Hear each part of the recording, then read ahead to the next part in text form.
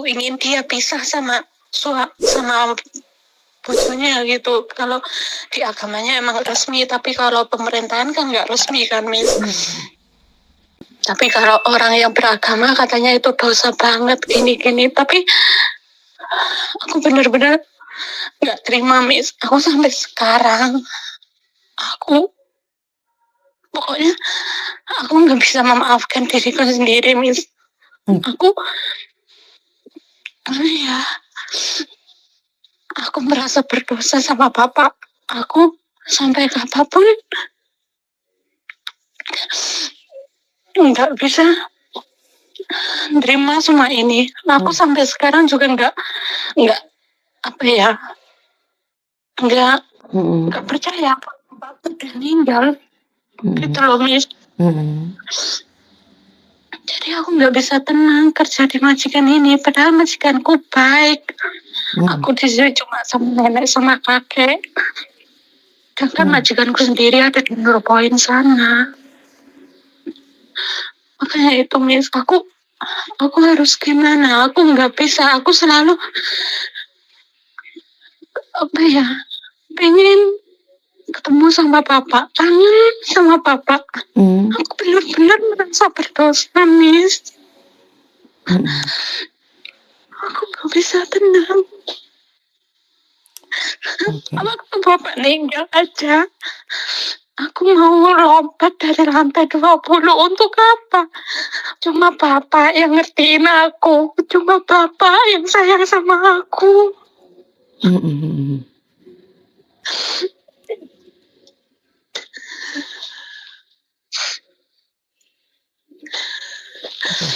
Sudah tenang belum sebelum saya bicara? Iya. Minum air ya.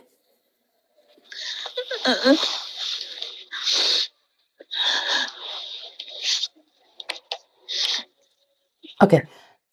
Suara kamu sudah saya rekam dan ini adalah keluh kesah kamu, hatimu yang saat ini sedang hancur, hatimu yang saat ini sedang terluka. Dan satu hal, saya ingin bilang bahwa ini bukan salahmu, bukan dosamu, bukan siapa-siapa. Ini adalah ujian hidup. Bapak saya dulu pernah bilang sama saya, waktu saya masih kecil, kamu bebas tapi terbatas. Dan ingat saat kamu hamil, itu bukan bapak yang merasakan atau ibu yang merasakan sakit, itu kamu sendiri yang merasakan sakit. Itu adalah karma dari perbuatanmu sendiri.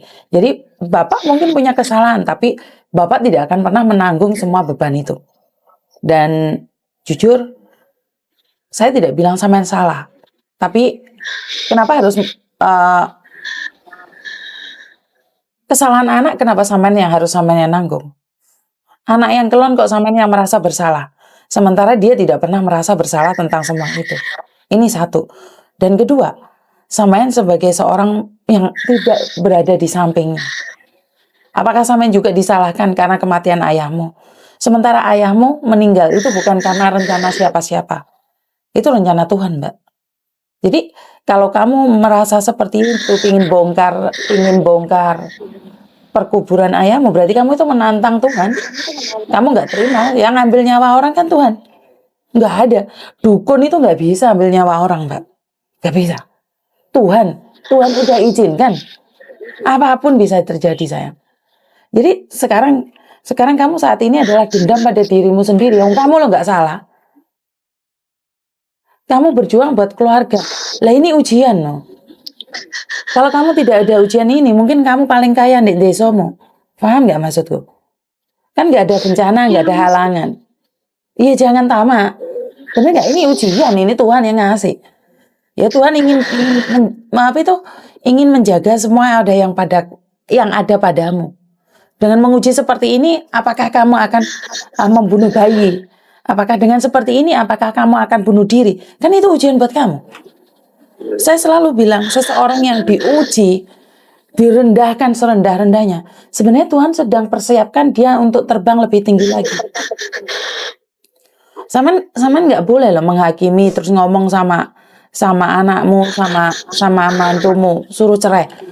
Itu sangat tidak boleh loh, Mbak. Saman tidak boleh menghalang-halangi orang lain bahagia loh. Itu keputusan mereka sendiri untuk bercerai atau bersama. Dan saya itu paling anti untuk menyuruh orang lain bercerai, Mbak. Menikah saya mau jadi saksi, tapi bercerai saya tidak ingin jadi saksi. Kenapa? Menyatukan. Kenapa tidak menjadi apa itu? Jarum untuk menyatukan. Kenapa sampean malah pingin hidup jadi gunting, Mbak? Gunting kan senangannya medoti sembarang tuh. Jarum kan walaupun tajam tapi kan menyatukan. Bener nggak? Oh, Miss Yuni yang ngomong pena. Iya, saya pernah merasakan di mana badai itu terlalu tajam buat saya. Dan saya nggak terima. Saya kan udah bilang kaki saya patah. Ngamuk aku, Mbak.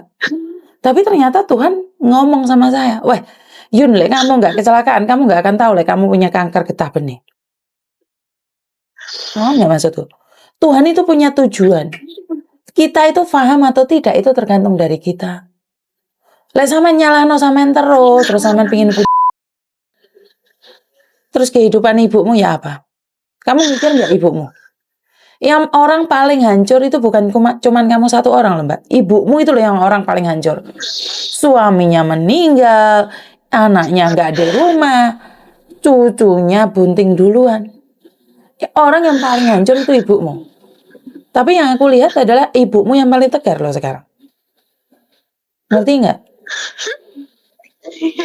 Iya, yang paling hancur lebur itu ibumu karena ibumu ngelihat sendiri.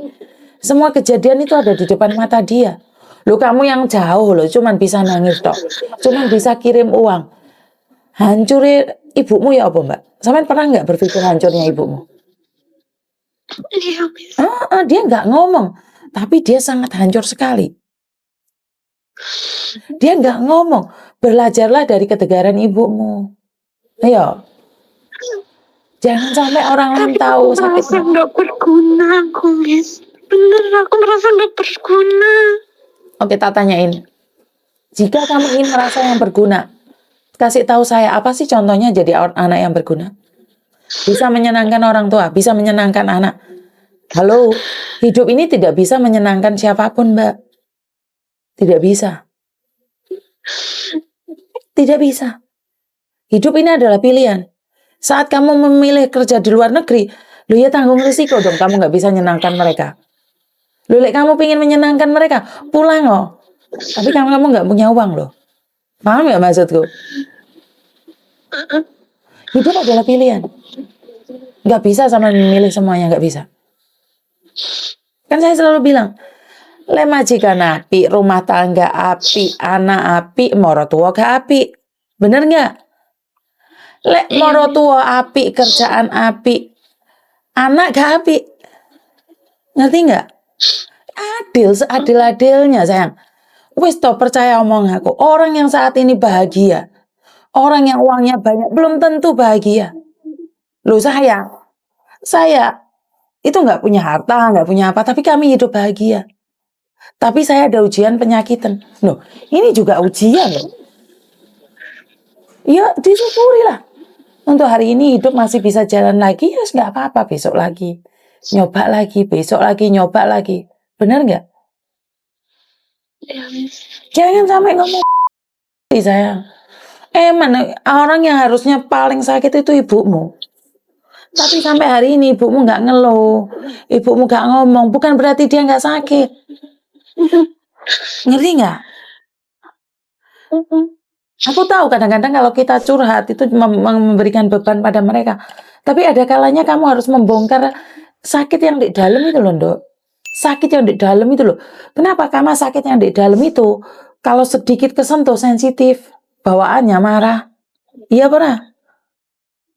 Iya, Miss. Kamu itu sekarang bawaannya masih marah loh. Karena kamu itu tidak bisa berdamai dengan dirimu sendiri. Nggak perlu memaafkan siapapun. Kamu harus memaafkan dirimu sendiri. Setelah kamu mampu memaafkan dirimu sendiri, jalanmu lebih tenang. Dan ingat-ingat kata-kata saya. Kamu cuma bisa ngirim uang. Pengorbanan yang paling berat adalah ibumu. Anaknya gak ada, suaminya gak ada, cucunya gak jelas. Loh, kamu jauh di sana tidak melihat, kamu gak mendengar omongan itu enggak, Dok. Ibumu ya apa? Bener nggak? Iya, Miss. Aku tahu kamu Tapi kecewa. Kenapa, sayang?